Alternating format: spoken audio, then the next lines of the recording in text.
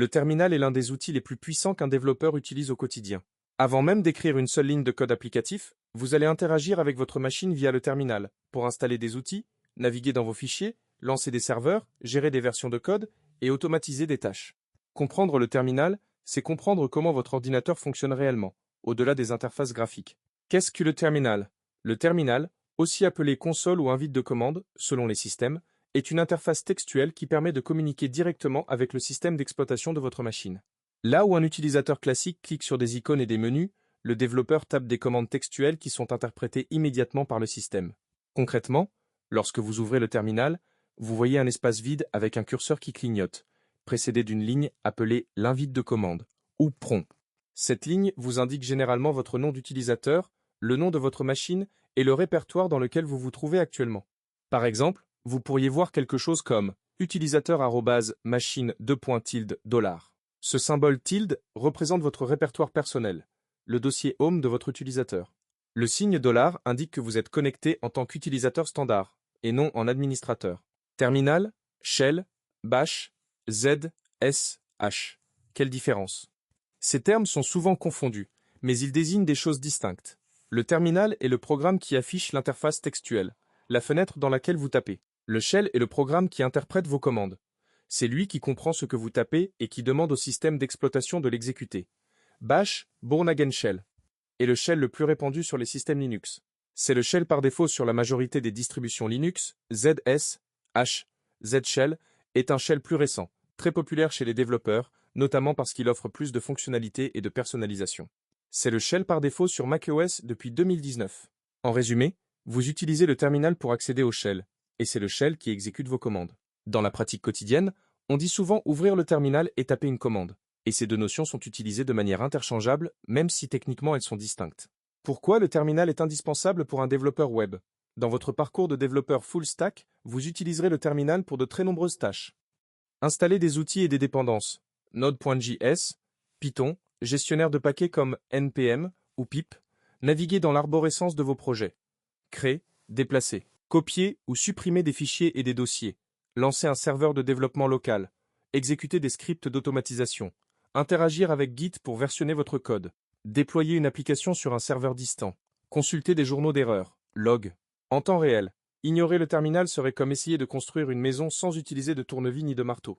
Les interfaces graphiques de certains outils existent, mais elles sont souvent limitées, plus lentes, et ne sont pas disponibles sur tous les environnements, notamment sur les serveurs distants qui n'ont pas d'interface graphique. Les commandes fondamentales à connaître absolument. Voici les commandes de base que vous utiliserez dès le premier jour. Elles fonctionnent sur Linux et macOS, système Unix. Sur Windows, elles fonctionnent dans le terminal de Windows by Stock for Linux, sous système Linux pour Windows, ou dans Git Bash. PWD. Afficher le répertoire courant. Cette commande affiche le chemin complet du répertoire dans lequel vous vous trouvez actuellement. Par exemple, tapez PWD et appuyez sur Entrée pour être affiché /home utilisateur projet. LS. Lister le contenu d'un répertoire. Cette commande affiche la liste des fichiers et dossiers présents dans le répertoire courant. Vous pouvez ajouter des options pour afficher plus d'informations. Par exemple, LS, elle affiche les détails, permissions, taille, date, et LS affiche également les fichiers cachés, dont le nom commence par un point. CD, changer de répertoire. Cette commande permet de naviguer dans l'arborescence. Par exemple, CD, document, entre dans le dossier document, CD, remonte d'un niveau dans l'arborescence, CD retourne directement dans le répertoire personnel. CD, var, HTML, accède directement à un chemin absolu. Maquery, crée un dossier. Par exemple, Maquery, mon projet crée un nouveau dossier nommé mon projet dans le répertoire courant. Touche, créer un fichier vide. Par exemple, touche index.html, crée un fichier vide nommé index.html.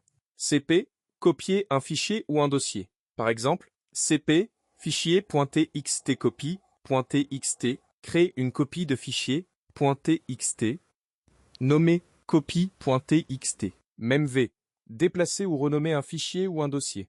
Par exemple, enlever ancien nom .txt, nouveau nom .txt, renomme le fichier.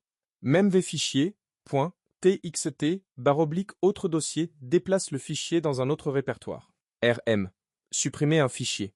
Attention, cette commande supprime définitivement, sans corbeille. RM fichier. .txt supprime le fichier. Pour supprimer un dossier et tout son contenu, on utilise rm nom du dossier. Utilisez cette commande avec précaution. cat afficher le contenu d'un fichier. Par exemple, catindex.html afficher directement le contenu du fichier dans le terminal. Clear vider l'affichage du terminal. Cette commande nettoie la fenêtre du terminal pour repartir d'un affichage propre. Le raccourci clavier CTRL+L fait la même chose. Le concept de chemin absolu et chemin relatif. Un chemin absolu part toujours de la racine du système de fichiers et donne l'adresse complète d'un fichier ou dossier. Exemple, /home utilisateur projet, mon site index.html. Un chemin relatif est défini par rapport au répertoire courant. Si vous êtes déjà dans /home utilisateur projet, alors le chemin relatif vers le même fichier est simplement mon site index.html. Comprendre cette distinction est fondamental car vous l'utiliserez constamment pour naviguer dans vos projets et référencer des fichiers dans votre code. Les options et les arguments des commandes. La plupart des commandes acceptent des options, aussi appelées flags ou drapeaux, qui modifient leur comportement, et des arguments qui précisent sur quoi la commande doit agir. La syntaxe générale est commande, option, argument. Par exemple, ls, /home utilisateur, ls est la commande, la est la combinaison des options L, affichage détaillé, et A, inclure les fichiers cachés. /home utilisateur est l'argument, le répertoire sur lequel appliquer la commande. Pour obtenir de l'aide sur une commande, vous pouvez utiliser man command, affiche le manuel complet, ou command help, affiche un résumé rapide des options disponibles. Par exemple, man ls ou ls help, le terminal intégré dans Visual Studio Code. Visual Studio Code intègre un terminal directement dans l'éditeur. Vous pouvez l'ouvrir via le menu terminal supérieur, un nouveau terminal, ou avec le raccourci clavier CTRL plus accent grave sur Windows et Linux, ou CMD+ sur macOS. Ce terminal intégré est un vrai shell, exactement comme si vous ouvriez un terminal externe. L'avantage est qu'il s'ouvre automatiquement dans le répertoire de votre projet ouvert dans Visual Studio Code, ce qui vous évite de naviguer manuellement jusqu'à votre projet. Bonne pratique et réflexe à adopter dès le départ. Toujours vérifier où vous vous trouvez avant d'exécuter une commande sensible, comme rm. Utilisez pwd pour vous en assurer. Évitez les espaces dans les noms de fichiers et de dossiers. Préférez les tirets, mon projet, ou les underscores, mon-bas projet. Les espaces compliquent les commandes, car ils sont interprétés comme des séparateurs d'arguments. Utilisez la touche tabulation pour l'autocomplétion, si vous commencez à taper un nom de fichier ou de commande. Appuyez sur Tab et le terminal complète automatiquement. Si plusieurs choix sont possibles, appuyez 2 fois sur Tab pour les voir tous. Naviguez dans l'historique des commandes. Utilisez la flèche du haut sur votre clavier pour rappeler les commandes précédentes, ce qui évite de les retaper entièrement. Lire les messages d'erreur. Le terminal affiche toujours un message lorsqu'une commande échoue. Ces messages sont précieux. Lisez-les attentivement plutôt que de les ignorer. La ligne de commande sur Windows, une précision importante. Windows possède son propre système de commande, l'invite de commande CMD et PowerShell, qui utilisent une syntaxe différente. Par exemple, pour lister les fichiers, la commande est dir au lieu de ls. Cependant, dans le développement web professionnel, on travaille principalement avec des outils issus du monde Unix, Linux, macOS. C'est pourquoi il est fortement recommandé aux utilisateurs de Windows d'installer le sous-système Linux pour Windows, WSL2, ou d'utiliser Git Bash, qui émule un environnement Unix sur Windows. Visual Studio Code s'intègre parfaitement avec ces solutions. Pourquoi cette compétence est un fondamental du développeur full stack? Tout au long de votre formation, vous utiliserez le terminal pour interagir avec Node.js, pour exécuter des scripts Python, pour gérer vos dépendances avec NPM, pour versionner votre code avec Git, pour configurer des bases de données, pour automatiser des déploiements avec des pipelines d'intégration et de déploiement continu. Le terminal n'est pas une option réservée aux experts, c'est l'outil de base, celui que vous ouvrirez dès le premier instant de votre journée de travail. Maîtriser les commandes fondamentales présentées dans ce cours vous donne les bases pour aborder sereinement tous les ateliers pratiques à venir.